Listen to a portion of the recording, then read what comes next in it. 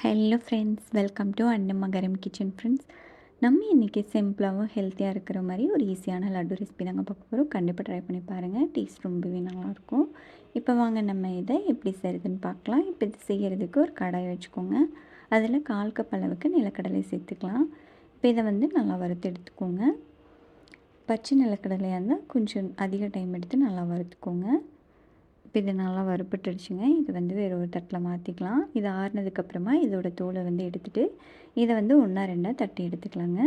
நீங்கள் மிக்சியில் கூட போட்டு ஒரு சுற்று விட்டு எடுக்கிறனால எடுத்துக்கலாம். நான் இந்த மாதிரி இஞ்சி போட்டு தட்டுற கடலை வச்சு 1 2 தட்டி எடுத்துக்கிறேன். இப்போ பாருங்கள், இதை நம்ம தட்டி எடுத்தாச்சு. இப்போ இது இருக்கட்டும். இப்போ அதே கடாயில் 1 கப் அளவுக்கு வெள்ளையல் சேர்த்துக்கலாங்க. இப்போ இதை சேர்த்து லோ ஃப்ளேமில் வச்சு நல்லா வறுத்து எடுத்துக்கோங்க. நம்மளுக்கு எள் நல்லா வெடித்து வர ஆரம்பிக்கும். அது வரைக்கும் நல்லா வறுத்துக்கோங்க. ஒரு 3 நிமிஷத்துக்குள்ளேயே நம்மளுக்கு சீக்கிரம் வறுபட்டுருங்க. இப்போ நல்லா வறுபட்டுடுச்சு. நம்மளுக்கு நல்லா வெடித்து வர ஆரம்பிச்சிருச்சு. இந்த சமயத்தில் நம்ம அடுப்பை ஆஃப் பண்ணிடலாம்.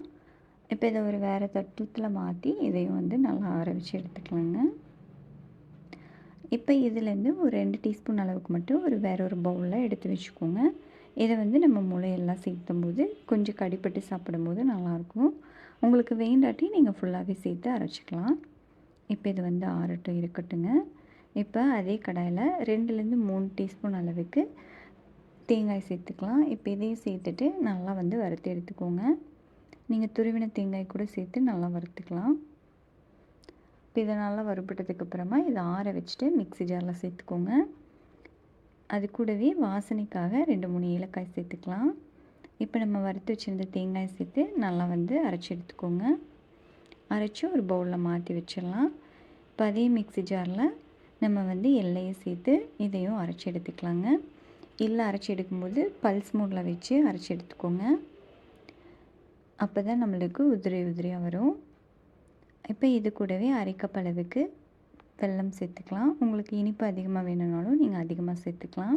இப்போ இது எல்லாத்தையும் நம்ம அரைச்சி எடுத்துக்கலாங்க. இதையும் பல்ஸ் மோட் விட்டு நல்லா அரைச்சி எடுத்துக்கோங்க. அரைச்சி பவுலில் மாற்றிக்கலாம். இப்போ நம்ம உடைச்சி வச்சுருந்த நிலக்கடலையும் எல்லையும் சேர்த்துட்டு நல்லா கலந்து விட்டுட்டு உருண்டை பிடிச்சி எடுத்துக்கலாங்க. கண்டிப்பாக இந்த ரெசிபியை நீங்களும் ட்ரை பண்ணி பாருங்கள். குழந்தைங்களுக்கு இம்யூனிட்டி லெவலை நல்லா இன்க்ரீஸ் பண்ணி கொடுக்கும். எள்ளில் நிறைய சத்து இருக்குங்க. அதனால் கண்டிப்பாக அதை ட்ரை பண்ணி பாருங்கள். செஞ்சு பார்த்துட்டு எப்படி இருந்துச்சுன்னு உங்கள் கமெண்ட்ஸ் மறக்காமல் கமெண்ட் செக்ஷனில் சொல்லுங்கள். இந்த வீடியோ பிடிச்சிருந்தால் நம்ம சேனல் லைக் பண்ணி சப்ஸ்கிரைப் பண்ணிக்கோங்க. உங்கள் ஃப்ரெண்ட்ஸ் அண்ட் ஃபேமிலி மெம்பர்ஸ் கூட மறக்காமல் இந்த வீடியோவை ஷேர் பண்ணுங்கள். வீடியோ பார்த்த அனைவருக்கும் நன்றி.